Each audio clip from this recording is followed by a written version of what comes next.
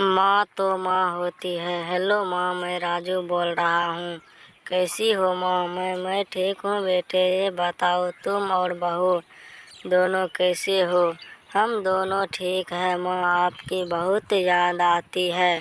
अच्छा सुनो माँ, मैं अगले महीने इंडिया आ रहा हूँ तुम्हें लेने। क्या? हाँ माँ, अब हम सब साथ ही रहेंगे। नीतू कह रही थी माँ जी को अमेरिका ले आओ, वहाँ अकेली बहुत परेशान हो रही होगी। हेलो, सुन रही हो माँ? हाँ हाँ बेटे। बूढ़ी आंखों से खुशी की आंसू धारा बह निकली। बेटे और बहू का प्यार नस नस में दौड़ने लगा। जीवन के 70 साल गुजर चुकी सावित्री ने जल्दी से अपने पल्लू से आंसू पोंछे और बेटे से बात करने लगी। पूरे 2 साल बाद बेटा घर आ रहा था।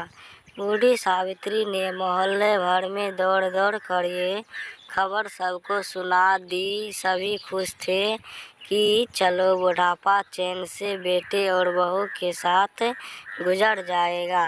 राजू अकेला आया था। उसने कहा कि माँ, हमें जल्दी ही वापस जाना है, इसलिए जो भी रुपया पैसा किसी से लेना है वह लेकर रख लो, और तब तक मैं किसी प्रॉपर्टी डीलर से मकान की बात करता हूँ। मकान? माँ ने पूछा। हाँ माँ, अब ये मकान बेचना पड़ेगा, वरना कौन इसकी देखभाल करेगा? हम सब तो अमेरिका में ही रहेंगे। बूढ़ी आंखों ने मकान के कोने कोने को ऐसा निहारा जैसे किसी अबोध बच्चे को सलाह रही हो। आनन फानन और औने पौने दाम में राजू ने मकान बेच दिया। सावित्री देवी ने वह जरूरी सामान समेटा जिससे उनको बहुत ज़्यादा लगाव था। राजू टैक्सी मंगवा चुका था। एयरपोर्ट पहुंचकर राजू ने कहा, माँ तुम यहाँ बैठो, मैं अंदर जाकर सामान की जांच और बोर्डिंग और वीज़ा का काम निपटा लेता हूँ। ठीक है बेटा। सावित्री देवी वहीं पास की बेंच पर बैठ गई। काफ़ी समय बीत चुका था। बाहर बैठी सावित्री देवी बार बार उस दरवाजे की तरफ देख रही थी जिसमें राजू गया था, लेकिन सभी तक बाहर नहीं आया। शायद अंदर बहुत भीड़ होगी सोचकर बूढ़ी आंखों फिर से टकटकी लगाए देखने लगती। अंधेरा हो चुका था। एयरपोर्ट के बाहर गहमागमी कम हो चुकी थी। माँ जी, किससे मिलना है?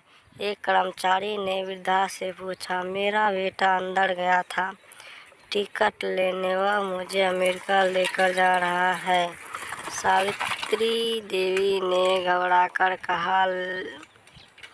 लेकिन अंदर तो कोई पैसेंजर नहीं है। अमेरिका जाने वाली फ्लाइट तो दोपहर में ही चली गई।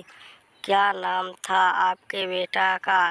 कर्मचारी ने सवाल किया। राजू। सावित्री के चेहरे पे चिंता की लकीरें उभर आई। कर्मचारी अंदर गया और कुछ देर बाद बाहर आकर बोला, माँ जी, आपका बेटा राजू तो अमेरिका जाने वाली फ्लाइट से कब का जा चुका। क्या? वृद्धा की आंखों से आंसुओं का सैलाब फूट पड़ा। बूढ़ी माँ का रोम रोम कांप उठा। किसी तरह वापस घर पहुंची जो अब बीत चुका था। रात में घर के बाहर चबूतरे पर ही सो गई। सुबह हुई तो दयालु मकान मालिक ने एक कमरा रहने को दे दिया। पति की पेंशन से घर का किराया और खाने का काम चलने लगा। समय गुजरने लगा। एक दिन मकान मालिक ने वृद्धा से पूछा, माँ जी, क्या नहीं आप अपने किसी रिश्तेदार के यहाँ चली जाए? अब आपकी उम्र भी बहुत हो गई, अकेली कब तक रह पाएगी? हाँ, चली तो लेकिन कल को मेरा बेटा आया तो यहाँ फिर कौन उसका ख्याल रखेगा।